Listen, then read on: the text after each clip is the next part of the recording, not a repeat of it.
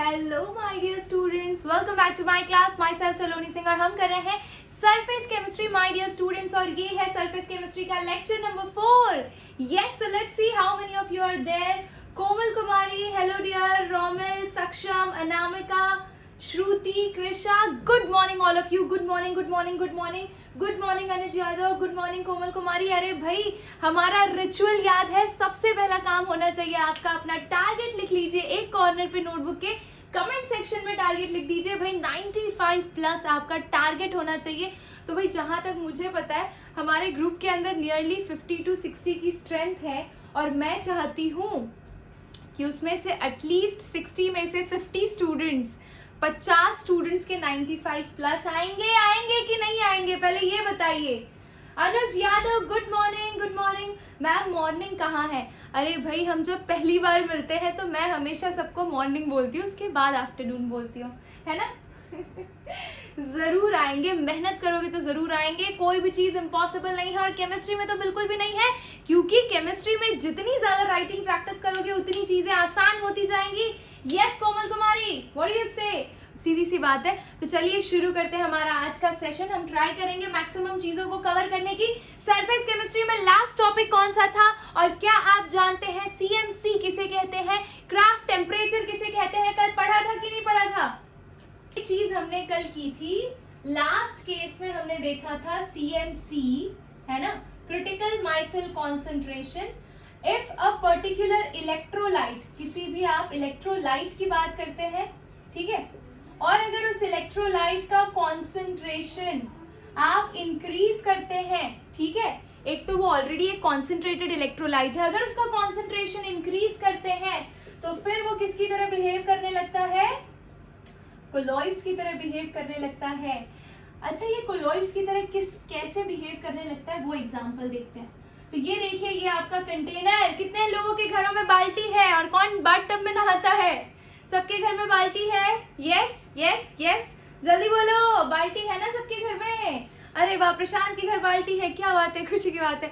बाल्टी के साथ 1 GB डेटा तो फ्री नहीं मिलता ना ईशान? हाँ जी, बहुत ही बढ़िया। तो भाई ये देखिए, ये बाल्टी में आपने पानी ले रखा है। अच्छा, सबके घर में लाइफ बॉय साबुन है? लाइफ बॉय तो होगा, अरे नहीं है तो कोई भी साबुन ले लो, ठीक है। अभी हमारा डिटर्जेंट का काम नहीं है, हम cleansing action of soap check करने जा रहे हैं। साबुन कितने बेहतरीन तरीके से सफाई करता है वो देखेंगे बच्चों, ठीक है। नहीं पर पानी मिलता है 10 मगी, क्या वाइल्ड स्टोन। अपने अपने सोप का एडवर्टाइजमेंट चल रहा है, देखिए ध्यान से। तो ये वाटर है, इसके अंदर बहुत ही स्मॉल क्वांटिटी में आपने इलेक्ट्रोलाइट डाला है। अब ये इलेक्ट्रोलाइट कौन सा है बच्चा? तो हमने सोप डाला है। सोप कैसे इलेक्ट्रोलाइट हुआ तो वो भी बता देते हैं। Soap behaves like an electrolyte. How? Soap is basically, what is soap? Soap is sodium और potassium salt of carboxylic acid, ठीक है। सोप इज सोडियम और potassium salt of carboxylic acid. तो भाई मैं बेस्ट एग्जांपल देती हूँ सोडियम स्टीरेट का। सोडियम स्टीरेट, ये साबुन का फॉर्मूला है C17H35COONA। ये देखिए, ये साबुन का फॉर्मूला है। ये कोई भी साबुन उठा लीजिए आप, चाहे वो लक्स हो, चाहे लाइफ बॉय हो, चाहे वाइल्ड स्टोन हो, चाहे लिरिल हो, चाहे प्रिल हो, जो भी साबुनों की बात करें आप, मैक्सिमम उनके अंदर यही कॉम्पोजिशन होता है, सोडियम स्टीरेट। फर्क कहाँ पे होता है? बस इस चीज में होता है बच्चा कि उसके अंदर बेस कितना डाला गया है, फ्रेग्रेंस कैसा डाला गया है, कलरिंग एजेंट कैसा डाला गया है, और कुछ एक्सटर्नल थोड़ी क्वांटिटी में किसी ने नीम डाल दिया तो किसी ने शहद डाल दिया, बस यही करते हैं ये लोग। मैम आपके घर के पास एयरपोर्ट है क्या? यस सक्षम, एयरपोर्ट है, काफी नजदीक में ही है। इलेक्ट्रोलाइट क्या होता है? इलेक्ट्रोलाइट वो सब्सटेंस होता है जिसे पानी में डालते ही वो आयोनाइज हो जाते हैं, ठीक है। आयोनाइज हो जाते हैं यानी उनके रिस्पेक्टिव आयंस जनरेट करते हैं। तो अगर मैंने ये सोप को पानी में डाला तो ये कौन से आयंस जनरेट करेगा? C17H35COO- and Na+, correct. C17H35COO- plus Na+, correct. यहां तक सबको समझ में आया? हाँ जी, अरे आते जाते टेक ऑफ है, आपको आवाज़ आती रहेगी, आए दिन आवाज़ आएगी, और लाइव सेशन के टाइम पे पता नहीं कहाँ की फ्लाइट आती है। हाय मैम, थोड़ा लेट हो गया। जीशान वेरी गुड, लेट ही आना चाहिए क्लास में, है ना, हम तो टीचर के बाद में आएंगे। देखिए ध्यान से, तो स्मॉल क्वांटिटी में जब आपने इलेक्ट्रोलाइट डाला तो इस सोल्यूशन पे कोई फर्क नहीं पड़ा, ठीक है। अब जैसे ही आपने इसकी क्वांटिटी को इंक्रीज किया, you have increase the quantity of electrolyte. Electrolyte की क्वांटिटी इंक्रीज होते ही, अब देखिए मैं इस सोडियम स्टीरेट को मैं किस तरह से बनाऊंगी। अगर इसका एक सिंगल मॉलिक्यूल है इस पानी के अंदर तो वो कैसा दिखता होगा। मैं C17H35 को ऐसे टेल फॉर्म में दिखा रही हूँ एंड COO- को इस तरह से हेड फॉर्म में दिखा रही हूँ, ठीक है। बार बार मुझे ऐसा लिखने की जरूरत नहीं है। I am going to represent a single molecule of sodium stearate in this form where this long chain or long tail is representing C17H35 and head region is denoting COO-। ये भी समझ में आ गया? अरे ये भी समझ में आया? ऋषिका, वैष्णव, बच्चा रिफ्रेश कर लीजिए, कोई दिक्कत नहीं होगी, ठीक है। ओके, तो भाई ये जो टेल रीजन है ना बच्चा, इसको हम बोलते हैं हाइड्रोफोबिक टेल। क्या बोलते हैं? Hydrophobic tell. पानी से डरने वाली पूंछ, उसे बोला जाता है हाइड्रोफोबिक टेल, ठीक है। और ये वाला जो रीजन है, ये हेड वाला, इसे बोलते हैं हाइड्रोफिलिक हेड। अब मुझे बताइए, फिलिक का मतलब क्या होता है? लविंग या हेटिंग? फिलिक का मतलब क्या होता है? लविंग या हेटिंग? फिलिक का मतलब क्या होता है? लविंग या हेटिंग? लविंग होता है। बहुत ही बढ़िया। तो भाई ये चीज हमें समझ में आ गई कि इनिशियली ये जो पर्टिकुलर डायग्राम है या सोडियम स्टीरेट है, इसके मॉलिक्यूल्स अंदर बहुत ही कम थे। जैसे ही उनका कॉन्सेंट्रेशन इंक्रीज हुआ, वो क्रिटिकल माइसिल कॉन्सेंट्रेशन तक रीच हुए, तो ये लोग क्लस्टर बनाएंगे। क्लस्टर कैसा दिखता है इनका? I will show you here, pay attention here. So देखो क्लस्टर इनका कैसा दिखता है। ये हो गया आपका टिडिंग टिडिंग टिडिंग टिडिंग टेल, और ये हेड, टिडिंग टिडिंग टिडिंग tail head, tail head, tail head, tail head, tail head, tail head, tail head, tail head, tail head. समझ रहे हो? ये क्या करेंगे, जैसे ही CMC रीच होगा, ये इस तरह से क्लस्टर हो जाएंगे, और ये जो स्ट्रक्चर बना है, इसे क्या बोला जाता है? Micelle formation. क्या कहा जाता है? Micelle formation. समझ रहे हो? माइसिल किसको बोलते हैं? The concentration at which the soap solution is capable of forming a micelle. This is the micelle where many small sodium stearate molecule or any other soap molecule cluster together to form a round structure. अच्छा, अब आप बोलोगे कि ma'am क्या सिर्फ CMC reach हो गया तो माइसिल बन जाएगा? नहीं, हमें एक और चीज की जरूरत है। हमें एक और चीज की जरूरत है, और उस चीज को क्या कहा जाता है? ऑयल, डर्ट या ग्रीस, ठीक है। तो मैंने क्या पहना है? व्हाइट पहना है, ठीक है। और मैंने क्या किया? अच्छे से बहुत ही तेल मसाले वाला खाना खाया और मेरे कपड़े पे बहुत सारा ऑयल गिरा लिया, ठीक है। अब मुझे क्या करना है? मुझे इस ऑयल को क्लीन करना है। तो कपड़े पे से अगर आपको ऑयल को निकालना है और आप सिर्फ उसे पानी में धोएंगे तो क्या वो निकलेगा? बताइए, क्या वो निकलेगा?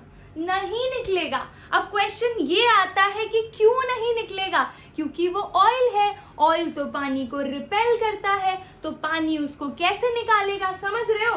पानी से कभी आप ऑयल को निकाल सकते हो? कोई चांस ही नहीं है। क्लियर है? एकदम क्लियर है। अच्छा, तो हमने क्या किया? हमने एक बाल्टी ली, बाल्टी के अंदर साबुन डाला, साबुन को CMC तक रीच किया, यानी अच्छी खासी क्वांटिटी में डाला। अब देखिए, जो ऑयल है वो इस सोडियम स्टीरेट के कौन से हिस्से की तरह बिहेव करेगा?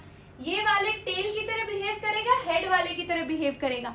ऑयल हाइड्रोफोबिक की तरह बिहेव करेगा कि हाइड्रोफिलिक की तरह बिहेव करेगा? अरे बताओ जल्दी, फोबिक की तरह बिहेव करेगा ना, टेल की तरह यानी कि ऑयल टेल की तरह बिहेव करेगा। क्यों टेल की तरह बिहेव करेगा? क्योंकि टेल को भी पानी पसंद नहीं है और ऑयल को भी पानी पसंद नहीं है। तो दोस्त के दोस्त दुश्मन हुए, सॉरी, दुश्मन के दोस्त दोस्त हुए, नहीं, दुश्मन के दोस्त दोस्त, leave it. What I am trying to say is like dissolves like, like dissolves like, okay. तो जो जैसा है उसका वैसा दोस्त बनता है जो जैसा है उसका वैसा ही दोस्त बनता है। Else me is anybody facing buffering, Shubh, anybody is facing buffering? नहीं, कुछ इशू है बच्चा, आपकी तरफ से कोई दिक्कत नहीं है, यहाँ पर ध्यान दीजिए। तो भैया अब क्या करें? अब देखो क्या होगा। तो मैं इसे इरेज कर लेती हूँ थोड़ा सा, या फिर हम इधर मूव कर लेते हैं थोड़ा सा, यहाँ पर मैं आपको एक्सप्लेन करती हूँ। तो हम क्या करेंगे, अब चारा परोसेंगे। लो बेटा तुम जाओ, किसको? मेरे कपड़े को हमने डाला बाल्टी में, ये रहा कपड़े पे बड़ा सा ऑयल का दाग, ये है आपका ऑयल।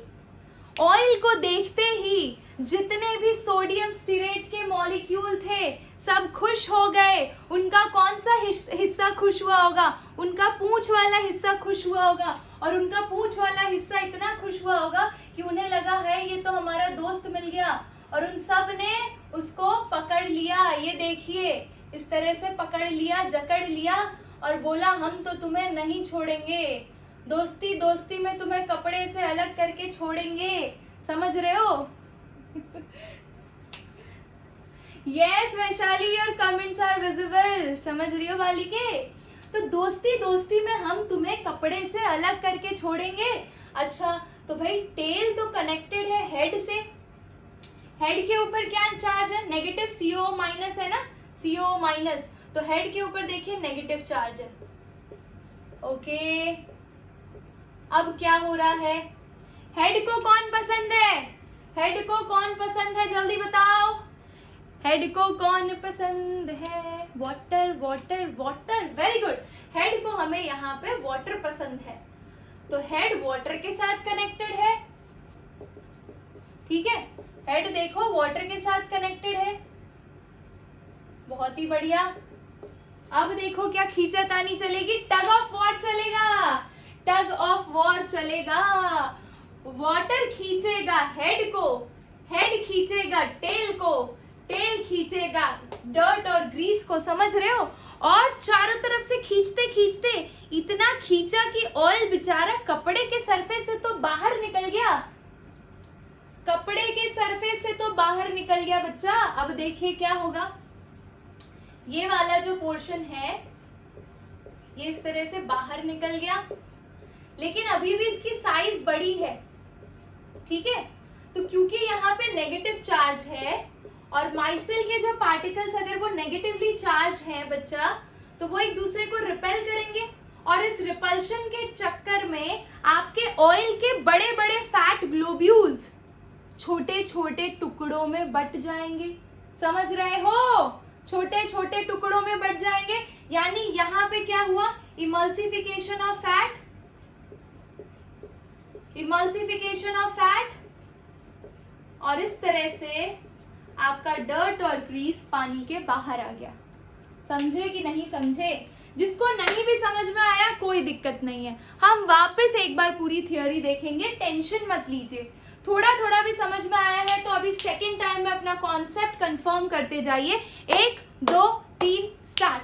यहाँ पर देखिए, तो भाई मेरे पास एक बाल्टी है, बाल्टी के अंदर हमने लेस क्वांटिटी में इलेक्ट्रोलाइट डाला है। इलेक्ट्रोलाइट कौन सा है? Soap, C17H35COO Na, this is your electrolyte, ठीक है। इस इलेक्ट्रोलाइट को जब आपने पानी में डाला लेस क्वांटिटी में, कुछ नहीं हुआ, वो इलेक्ट्रोलाइट की तरह ही बिहेव कर रहा था। जैसे ही उसका कॉन्सेंट्रेशन आपने इंक्रीज किया, उसने माइसिल बनाना स्टार्ट कर दिया। कॉन्सेंट्रेशन इंक्रीज करते ही उसका क्रिटिकल माइसिल कॉन्सेंट्रेशन रीच हो गया, ठीक है।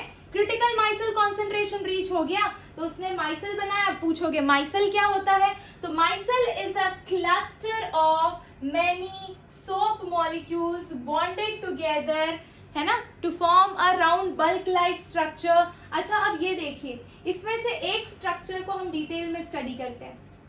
इसका जो टेल रीजन है वो हाइड्रोफोबिक है, उसको पानी नहीं पसंद है। जो हेड है उसको पानी पसंद है। अब क्या होगा, आपने एक गंदे कपड़े को, यानी कि जिसपे ऑयल गिरा है, डर्ट गिरा है, ग्रीस गिरा है, उसको आपने इस पानी वाली बाल्टी में, साबुन वाली बाल्टी में डाल दिया। अब क्या होगा, तो भाई आपका जो ऑयल है वो हाइड्रोफोबिक है। अगर आपका ऑयल हाइड्रोफोबिक है तो आपका यहाँ पे टेल भी तो हाइड्रोफोबिक है। तो हाइड्रोफोबिक हाइड्रोफोबिक एक दूसरे के अच्छे दोस्त होंगे ना, होंगे कि नहीं होंगे? Very good. यश कहाँ है? Yash, I want to hear it from you. Yash Jaiswal, can you hear me? छू हो गया लगता है। जय श्री राम, बहुत ही बढ़िया। तो भाई देखो, ऑयल और ऑयल में दोस्ती होगी, और ये जो माइसेल स्ट्रक्चर है उसमें टेल वाला रीजन ऑयल की साइड पे होगा और हेड वाला रीजन बाहर की साइड पे होगा। और हेड वाले रीजन से कौन कंबाइन होगा? हेड वाले रीजन से वाटर मॉलिक्यूल कंबाइन होगा। वाटर हेड को खींचेगा, हेड टेल से कनेक्टेड है, टेल ग्रीस को खींचेगा, और खींचते खींचते आप ऑयल, डर्ट और ग्रीस को कपड़े से बाहर लेकर आ जाएंगे। समझ गए? समझ गए कि नहीं समझे? That's all about the cleansing action of soap. कितना मैकेनिक्स है इसके अंदर, देखो यार, मजा आ गया। बहुत ही आसानी से आपने तेल को बाहर निकाल लिया। यहाँ पे एक और स्टेप बताया था मैंने कि जब वो बाहर निकाल रहे थे और मान लीजिए फैट का मॉलिक्यूल बड़ा था, तो ये माइसेल स्ट्रक्चर जो फॉर्मेशन हुआ उसमें ये नेगेटिव चार्जेस के बीच में रिपल्शन हुआ। रिपल्शन होने की वजह से फैट ग्लोब्यूल्स दो दो हिस्सों में या तीन चार हिस्सों में टूट गए। यानी कि बड़े फैट ग्लोब्यूल्स जब छोटे हिस्से में टूटते हैं तो उसे क्या कहा जाता है? Emulsification of fat. क्या कहा जाता है? Emulsification of fat. यस, समझ गए? बहुत ही बढ़िया। तो भाई ये हो गया आपका क्लेंजिंग एक्शन ऑफ सोप। ये हो गया आपका हाइड्रोफोबिक टेल क्या होता है, हाइड्रोफिलिक हेड क्या होता है, किस तरह से ये क्लेंजिंग एक्शन दिखाता है। Now we can move ahead. Okay, चलिए आगे बढ़ते हैं। अरे यश, कैसे बताऊं अब मैं बालिके? चलिए 2-3 क्वेश्चन पूछे जाते हैं आपसे। 1 2 3 go. All of you are ready? Small quiz session ready? Okay, yes, so my first question is, sodium and potassium salts of carboxylic acid is known as? Sodium and potassium salts of carboxylic acid is known as soap. Very good, very good, very good, very good, very good. Second question, C17H35COONA is example of sodium stearate or sodium palmitate? Is it sodium stearate or sodium palmitate? Very good, it is sodium stearate. क्या बात है, बहुत ही बढ़िया। Okay, sodium stearate is electrolyte or non-electrolyte? Sodium stearate is electrolyte or non-electrolyte? Very good, electrolyte है। चलिए बहुत ही बढ़िया। When the concentration of electrolyte is high, it will behave like? When the concentration of electrolyte is high, it will behave like micelle. Very good, or colloid. Okay, when it reaches to CMC, it forms micelle formation दिखाता है। Okay, micelle formation is supported in presence of A, water, B, oil. Micelle formation is supported in presence of A, water, B, oil. Both, we need both ना, दोनों के बिना काम नहीं हो सकता। अब आप बोलोगे मैम आपने बोथ का ऑप्शन ही नहीं दिया था। We need both the things. बिना पानी के भी और बिना ऑयल के भी दोनों चीजें नहीं हो सकती है। समझ गए? Okay, my next question is, the tail reason of sodium stearate और एनी सोप इज हाइड्रोफिलिक और हाइड्रोफोबिक? यश कल का लेक्चर देखकर आइए आप, फिर इसका रिकॉर्डेड देखिएगा तो आपको समझ में आ जाएगा। Phobic, very good very good very good. Phobic होता है, फिलिक मत लिखो यार, फिलिक यानी कि लविंग होता है। हेड रीजन लविंग होता है, टेल रीजन हेटिंग होता है। चलिए बहुत ही बढ़िया है। The tail region will combine with A water B oil. The tail region will combine with A water B oil. अरे ऑयल कि बल्ले बल्ले करोगे, दोनों से कंबाइन तो नहीं होगा ना। यस वेरी गुड, तो ऑयल से कंबाइन होगा। तो ये देख सकते हैं आप, टेल रीजन ऑयल से कंबाइन हुआ है। The head region will combine with A water B oil. Head region will combine with A water B oil, और ये वाटर सही आंसर दिया है एकता कपूर, वेरी गुड। और ये हमारे अनुज यादव, मोनाली बाटू, शबाना आजमी, अलीश खान, अनामिका, सबने सही जवाब दिया। तो भाई when the bigger fat molecules of oil break down, the process is known as dash of fat. The process is known as dash of fat. Emulsification, बहुत ही बढ़िया। तो इसी के साथ हमने कपड़े धो लिए हैं, व्हील हो या डिटर्जेंट काम एक ही करता है। चलिए अब नेक्स्ट आगे बढ़ते हैं। स्क्रीनशॉट लेना है तो ले लीजिए। We will move to different methods of preparation of colloids. Okay? App close हो गया क्या? पता नहीं, अपडेट के बाद काफी प्रॉब्लम्स आ रही हैं। कोई दिक्कत नहीं है, देखो यहाँ पे ध्यान दीजिए। ओके चलिए डन हो गया है, तो हम आगे बढ़ते हैं प्रिपरेशन की तरफ। ये लीजिए, ये सब रब कर देते हैं ताकि आपको फर्दर कंफ्यूजन ना हो। सही ढंग सीखे हम हंस के सारे ज़माने जाने पहचाने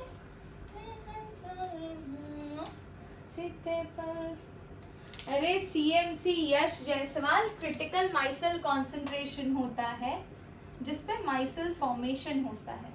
चलिए नेक्स्ट हेडिंग आ जाते हैं, प्रिपरेशन ऑफ कोलॉइड्स।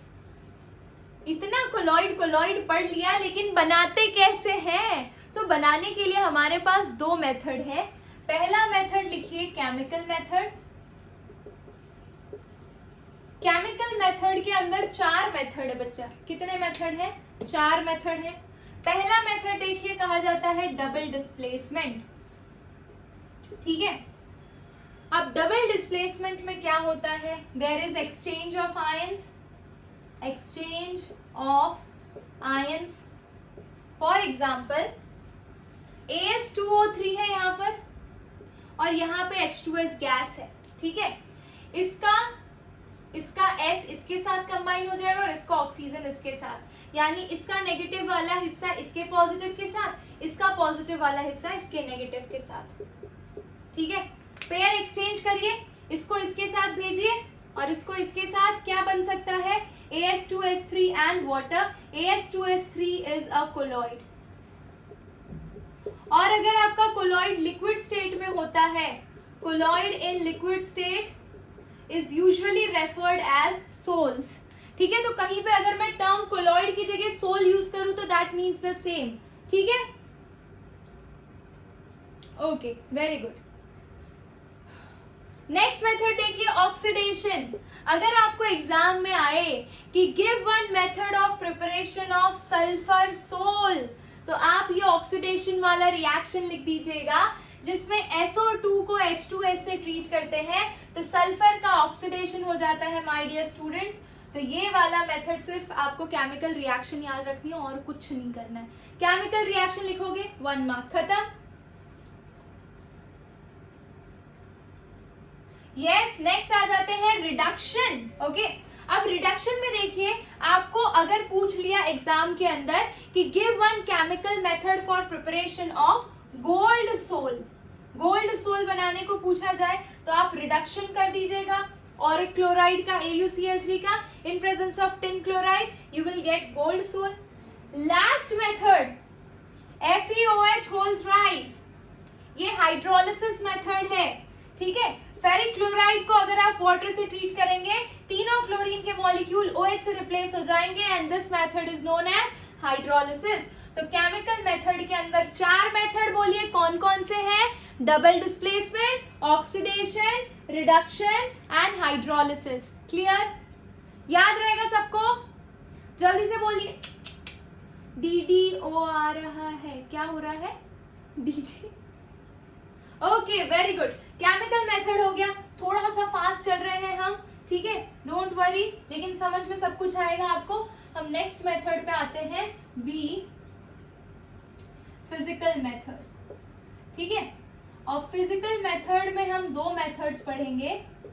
पहला पढ़ लेते हैं ब्रेडिग arc method, Bredig arc method, और दूसरा पढ़ेंगे हम पेप्टाइजेशन। चलिए पहले इसके डायग्राम में थोड़ा ज्यादा स्पेस लग जाएगी, इसीलिए इसको बाद में लेंगे, ठीक है। All of you are ready for the next method, Bredig arc method? समझना ध्यान से। Double displacement, oxidation, reduction, hydrolysis का शॉर्ट फॉर्म DDORH। अच्छा वैसे, okay okay okay, no problem. Okay, यहाँ पर देखिए, I will make one diagram to make you understand, ठीक है। Bredig arc method is specially used for the preparation of gold, platinum, soles। यानी gold या फिर प्लैटिनम का आपको अगर कोलॉइडल सोल बनाना है तो आप ब्रेडिग आर्क मेथड का यूज कर सकते हैं। किया क्या जाता है इस मेथड पे? देखिए, सिंपल पहले गोल्ड का सोल्यूशन लिया गया, ठीक है। इस कंटेनर में आपने गोल्ड का एक सोल्यूशन लिया है, वो कोलॉइड नहीं है। गोल्ड का सिंपल हाँ, सिल्वर भी आ जाएगा, सिल्वर भी ले लो इसके अंदर। सिल्वर को क्यों छोड़ दिया मैंने? हाँ, ठीक है। तो मैं क्या बोल रही हूँ, एक कंटेनर लिया जिसके अंदर आपके पास गोल्ड का सोल्यूशन है, लेकिन वो बिल्कुल भी कोलॉइड नहीं है, वो कोलॉइडल पार्टिकल साइज का नहीं है, हमें उसे कोलॉइड में कन्वर्ट करना है, ठीक है। ओके, हम इसके अंदर 2 इलेक्ट्रोड स्ट्रक करेंगे, इधर से भी एक इलेक्ट्रॉन, इधर से भी एक इलेक्ट्रॉन, ठीक है। इलेक्ट्रोड को रेगुलर जैसे आप सर्किट से कनेक्ट करते हो करंट पास करने के लिए, बैटरी और सेल लगा के वैसे कनेक्ट कर दीजिए, ठीक है। और इस कंटेनर को एक आइस कोल्ड वाटर के अंदर प्लेस कर दीजिए। यहाँ पे क्या भरा है? Ice, ice ice ice ice ice ice ice ice, ठीक है, आइस भरा है। समझ गए? अरेंजमेंट समझ में आ गई सबको? सिंपल थी यहाँ तक। अब क्या होगा देखिए, तो भाई जब करंट पास होगा गोल्ड के सॉल्यूशन से, जब करंट पास होगा तो करंट की वजह से क्या जनरेट होगी? हीट। और उस हीट की वजह से आपका जो गोल्ड का सॉल्यूशन है वो लिक्विड से गैसियस यानी वेपर फेज में जाएगा, करेक्ट? लिक्विड से वेपर फेज में जाएगा। ये देखिए जा रहा है, वेपराइज हो रहा है, हो रहा है, हो रहा है, हो रहा है। वेपराइज होते होते रास्ते में उन्हें क्या मिल गया? Ice ice ice ice ice cream.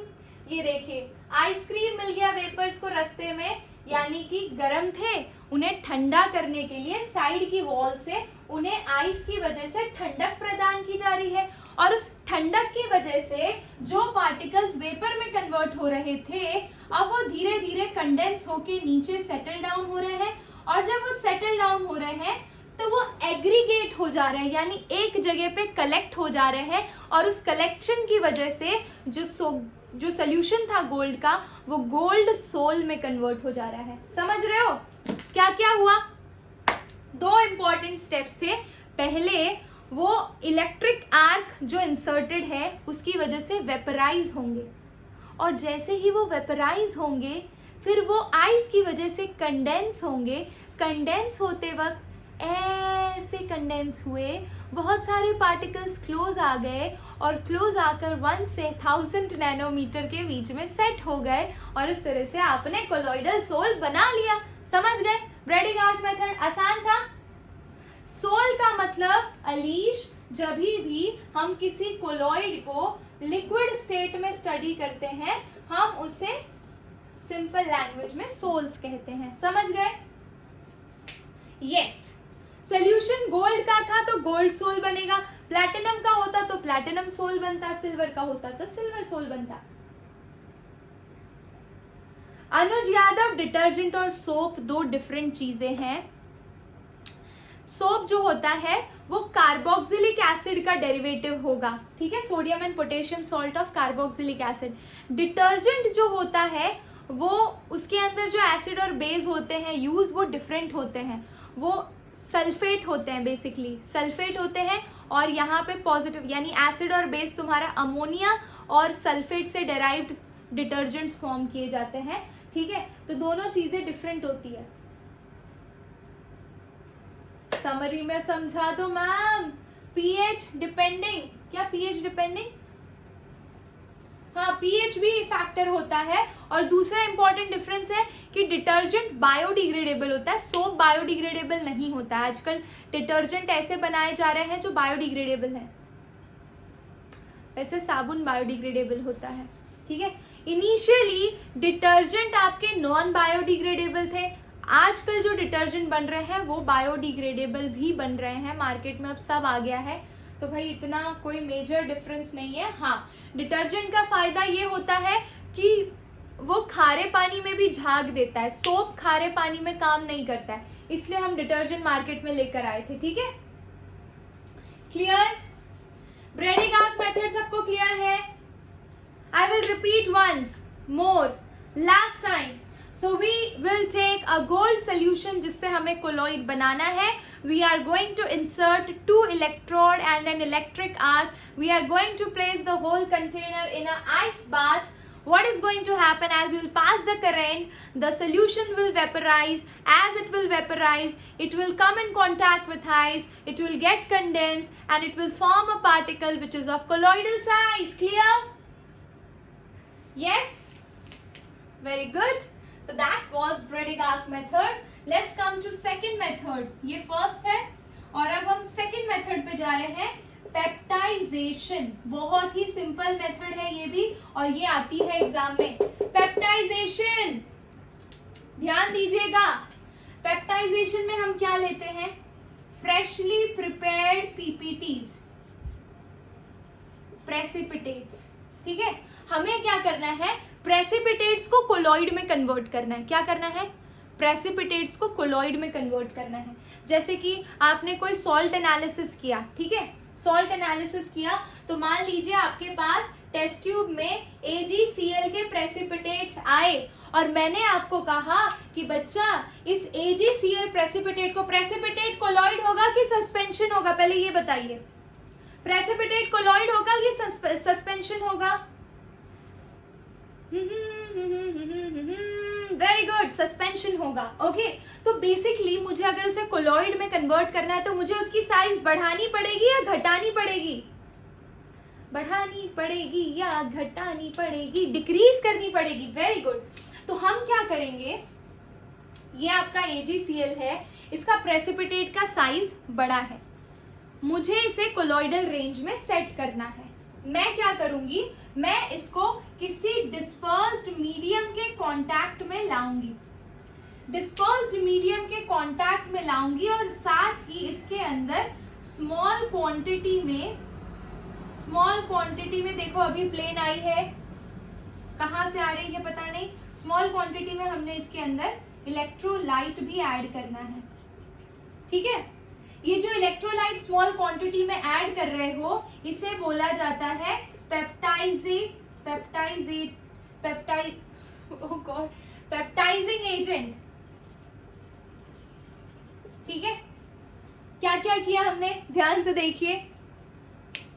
हमने एक फ्रेशली प्रिपेयर्ड प्रेसिपिटेट लिया, उसे हम किसी डिस्पर्स्ड मीडियम के कांटेक्ट में लाए, उस डिस्पर्स्ड मीडियम के अंदर हमने स्मॉल क्वांटिटी में इलेक्ट्रोलाइट डाला, उस इलेक्ट्रोलाइट को हमने पेप्टाइजिंग एजेंट बोला। अब क्या होगा, तो वो बड़ा ही मजेदार मसला है। चलिए ये मसला भी डिस्कस कर लेते हैं।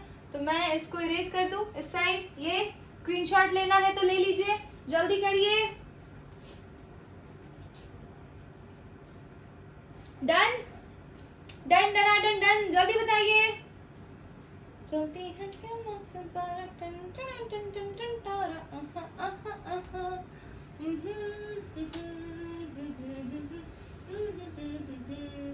ला ला ला ला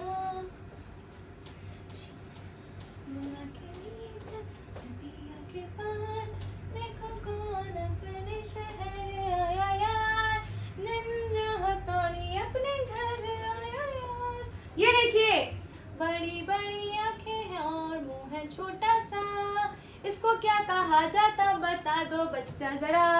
FeOH3 को क्या कहा जाता है? FeOH3 FeOH3 का नाम किसी को पता है?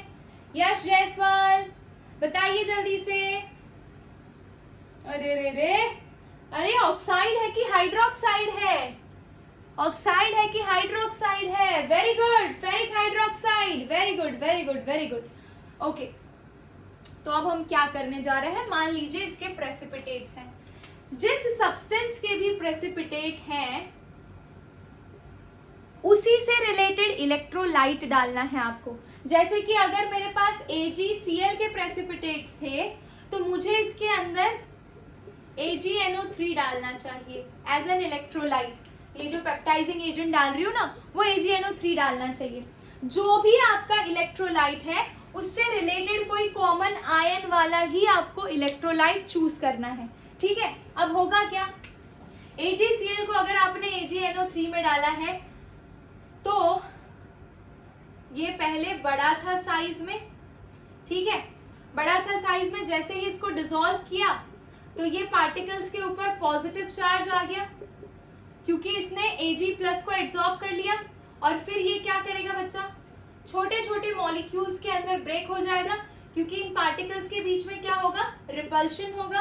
और रिपल्शन होने की वजह से ये टूट जाएगा छोटे मॉलिक्यूल्स के बीच में, लेकिन एग्रीगेट फॉर्म नहीं करेगा। यानी ये एक जगह कलेक्ट इसलिए नहीं होगा क्योंकि सबके ऊपर सिमिलर चार्जेस हैं, और सबके ऊपर सिमिलर चार्जेस हैं तो वो कलेक्ट नहीं होगा, लेकिन पार्टिकल साइज उसकी छोटी हो गई। समझ रहे हो? समझे कि नहीं समझे?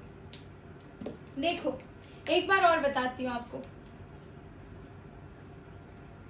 कैसे हुआ कैसे हुआ, ये इतना बड़ा FeOH होल थ्राइस है मान लीजिए, ठीक है।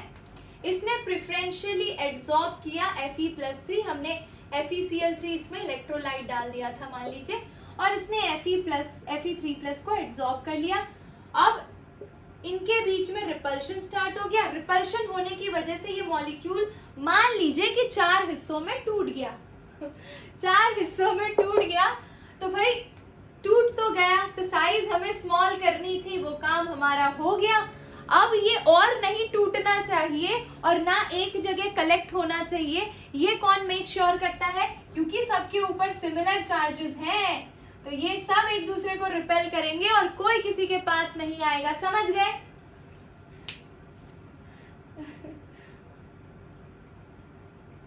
Okay, very good very good. तो भाई यही तरीका हो गया पेप्टाइजेशन का। डेफिनेशन प्यार से लिख लेना। क्या लिखोगे? When a freshly prepared precipitate is brought in contact with dispersed medium by addition of small quantity of electrolyte, also known as peptizing agent, colloidal solution or the particle is broken and achieve a colloidal particle size. The process is known as peptization. देखो concept आता है ना, definition आप सही सही लिख लोगे, लेकिन अगर रटी हुई डेफिनेशन होगी और 2-3 वर्ड भी गायब हुए तो तुम्हारा जय श्री राम हो जाएगा। समझ रहे हो ना? अब तो पेप्टाइजेशन कभी दिमाग से निकलेगा नहीं, बड़े को छोटा करना है। समझ गए? बहुत ही बढ़िया। अब आ जाते हैं, चलिए सोल तो हमने बना लिया, 4 केमिकल मेथड देखे, 2 फिजिकल मेथड ऑफ प्रिपरेशन देखा। अब हम आ जाते हैं किस पे? बना तो सब लेते हैं, प्यूरिफाई भी तो करना पड़ता है इनको, प्यूरिफिकेशन भी तो करना पड़ेगा। हाँ जी, AgNO3 is a peptising agent in this case. Very good. Okay, चलिए तो अब हम इनका प्यूरिफिकेशन करेंगे। स्क्रीनशॉट मारना है तो मान लीजिए, प्यूरिफिकेशन के लिए आगे बढ़ते हैं। ये सब बनाने के चक्कर में, सोल बनाने के चक्कर में बहुत सारी इम्प्योरिटीज या वी कैन से बहुत सारे इलेक्ट्रोलाइट्स सॉल्यूशन के अंदर रह गए हैं, ठीक है। तो हमें उन एक्सेस क्वांटिटी ऑफ इलेक्ट्रोलाइट्स को रिमूव करना है। जैसे पेप्टाइजेशन प्रोसेस देखिए आपने। देखो एक और इम्पोर्टेंट बात बताती हूँ, ये जो आप पेप्टाइजिंग एजेंट डाल रहे थे ना इलेक्ट्रोलाइट स्मॉल क्वांटिटी में, अगर वो थोड़ा भी ज्यादा डाल दोगे ना तो भी प्रेसिपिटेट हो जाएगा। मतलब आपको जो भी पेप्टाइजिंग एजेंट चूज कर रहे हो उसको एकदम लिमिटेड क्वांटिटी, स्मॉल क्वांटिटी में ऐड करना है। ज़्यादा क्वांटिटी में ऐड करोगे तो कोलॉइड नहीं बना पाएगा। ठीक है, तो that is very important to note down. We will come to purification. ठीक है, प्यूरिफिकेशन में मेथड है डायलिसिस। ठीक है, अब इसी डायलिसिस को इलेक्ट्रिक फील्ड की प्रेजेंस में करोगे तो इसी को इलेक्ट्रोडायलिसिस कह दिया जाता है। और एक मेथड है अल्ट्रा फिल्ट्रेशन। सब एक एक करके पढ़ते हैं। ये हमारा आज का आखिरी टॉपिक हो सकता है क्योंकि we are having 15 minutes more. So अच्छा ब्लर हुआ था, कोई दिक्कत नहीं है। देखिए ध्यान से, डायलिसिस में क्या किया जाता है। ये देखिए, ये मैंने एक डायलाइजिंग मेम्ब्रेन लिया। ये देख रहे हैं, ये एक पार्शेंट मेम्ब्रेन है, पार्चमेंट।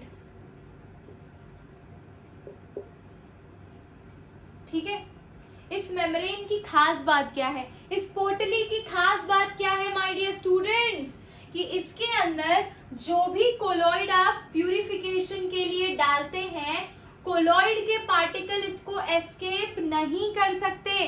कोलॉइड के अलावा जितने भी पार्टिकल्स हैं वो एस्केप कर सकते हैं, जो ट्रू सोल्यूशन साइज के हैं। समझ रहे हो? Yes, it's a kind of membrane which allows the exit of only particles of true solution size and not of colloidal size. Correct? Okay? Selective membrane है, very good. हर जगह membrane selective ही होता है usually. ठीक है, तो यहाँ पर भी ये membrane काफी selective है। अब हमने बाहर से एक कंटेनर रखा। कंटेनर में क्या रख रहे हो भाई? पानी। ठीक है, अब क्या होगा, ध्यान से देखिए। पानी इधर से एंट्री मार रहा है और पानी इधर से एग्जिट मार रहा है। आप बोलोगे मैम पानी को एंट्री और एग्जिट कराने का रीजन क्या है? सब बताऊंगी, ध्यान से सुनिएगा। जरा सोचिए, हमेशा कोई भी चीज हायर कॉन्सेंट्रेशन से किसकी तरफ मूव करती है?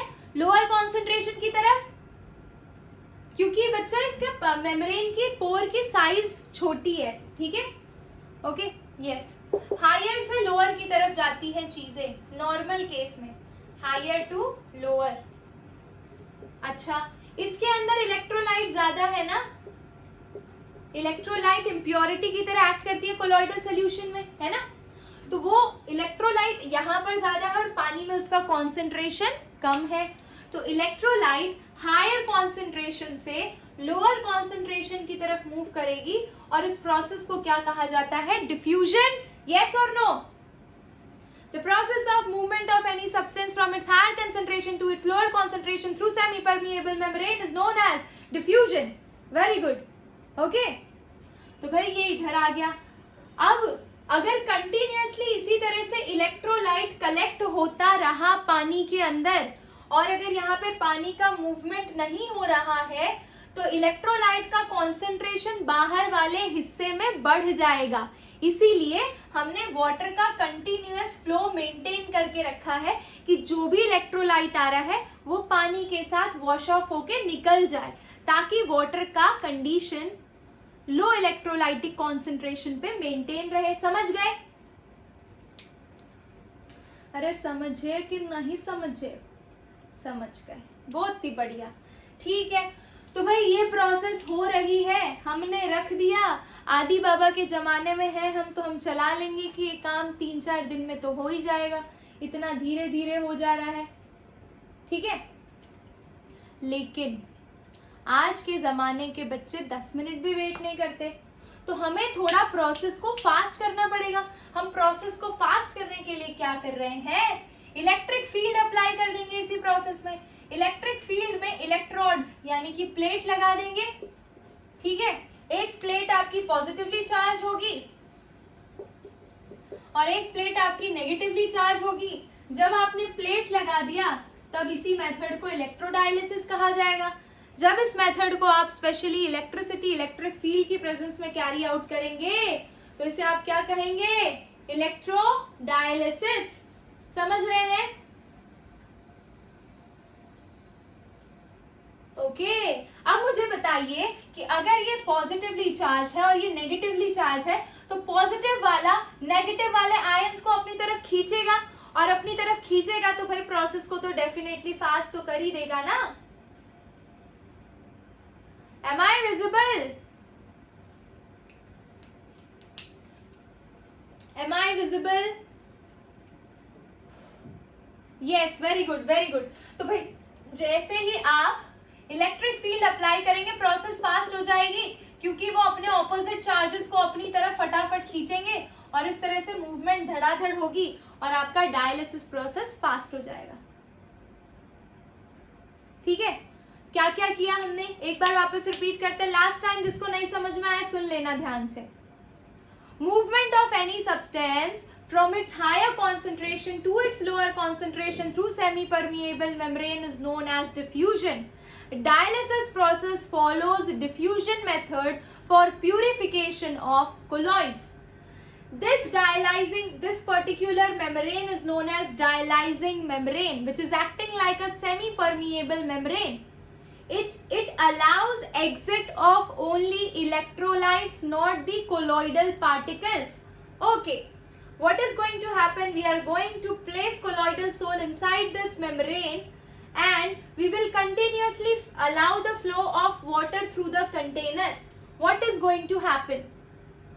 The electrolyte from higher concentration will move to the region of lower concentration, keeping the colloidal solution purified. इस तरह से सोल आपका प्यूरिफाई हो गया। अब यहाँ पे इलेक्ट्रोलाइट का कॉन्सेंट्रेशन बढ़ता जा रहा है, तो उसे कैसे मेंटेन किया हमने? तो हम जैसे जैसे पानी आ रहा है उसको थ्रो आउट कर रहे हैं, बाहर फेंकते जा रहे हैं, ताकि इलेक्ट्रोलाइट ज्यादा इस रीजन में डिपॉजिट ना हो और इस रीजन को हम लो इलेक्ट्रोलाइट वाला रीजन मेंटेन करके बनाए रखें। समझ रहे हो? ठीक है, अगर मैंने इसी केस में इलेक्ट्रिक फील्ड अप्लाई कर दी तो यही डायलिसिस की प्रोसेस फास्ट हो जाएगी, यानी डिफ्यूजन की प्रोसेस आपकी एब्सोल्युटली फास्ट हो जाएगी। खत्म, ये हो गया आपका इलेक्ट्रोडायलिसिस। नेक्स्ट मेथड है अल्ट्रा फिल्ट्रेशन।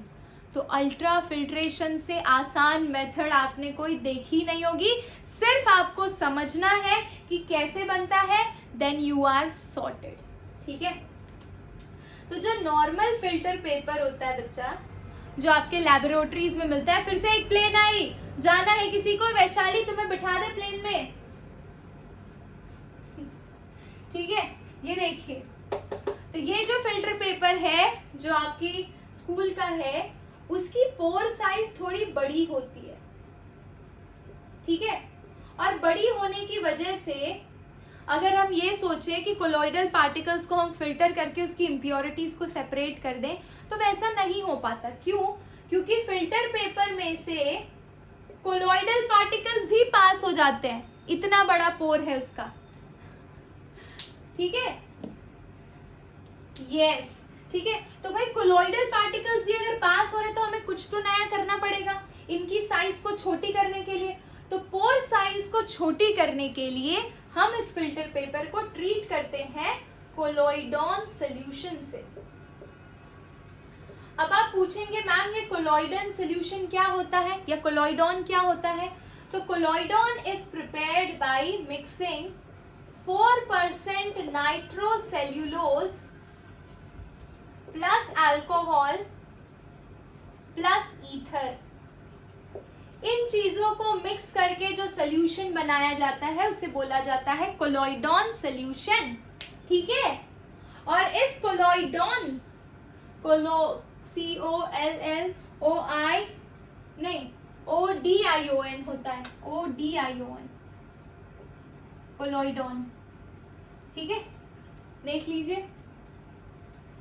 नाइट्रोसेल्यूलोज, नाइट्रोसेल्यूलोज बच्चा एक तरह का पॉलीमर है, it's quite bigger in size, like if I am writing the structure of glucose, that's वैसा कुछ दिखता है। Nitrocellulose is basically a polymer.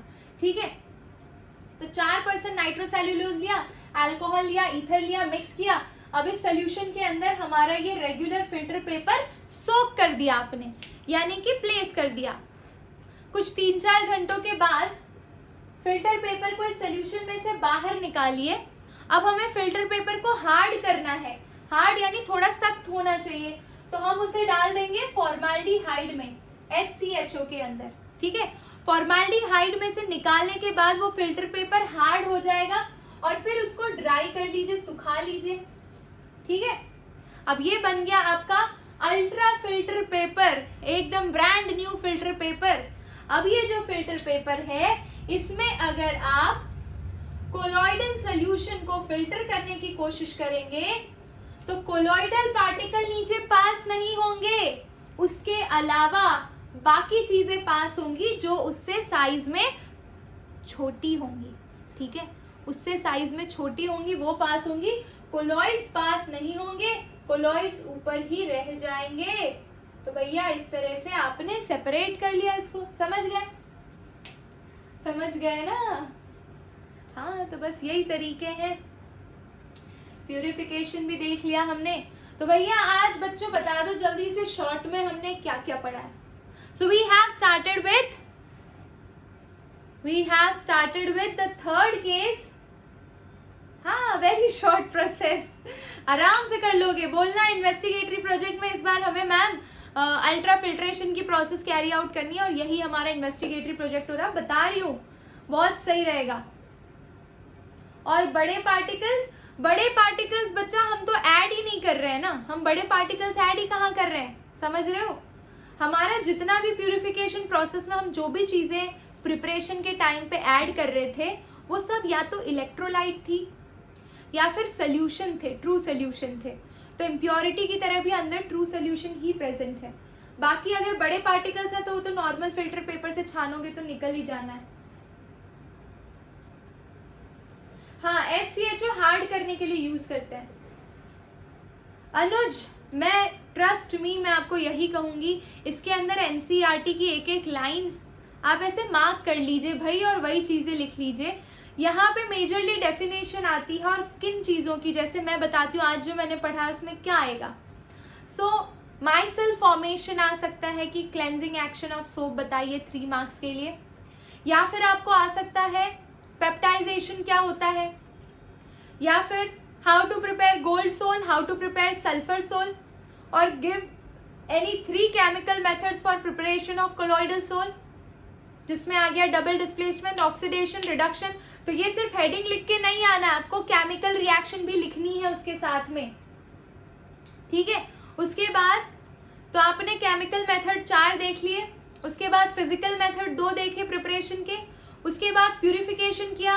1 mark में प्यूरिफिकेशन सेक्शन में से आपको क्वेश्चन आ सकता है कोलॉइडॉन पे, कोलॉइडॉन क्या होता है, क्योंकि कई सारे बच्चे NCERT रीड नहीं करते, तो then you are like collodion क्या होता है ना, ऐसा हो जाता है। तो now you are used to it.